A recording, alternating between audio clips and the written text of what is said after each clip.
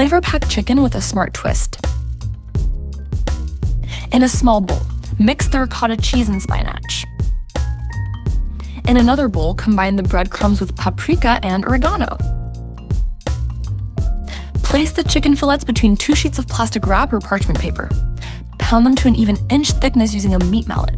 Season with salt to taste. Spoon about 2 tablespoons of the ricotta mixture onto the center of each chicken fillet. Starting from the wider end, roll up each fillet tightly and secure with toothpicks.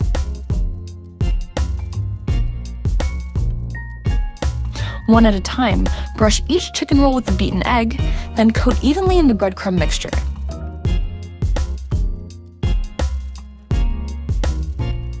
Bake at 400° F for 30 to 35 minutes, or until the internal temperature reaches 160 degrees Fahrenheit. If the tops brown too quickly, cover loosely with foil.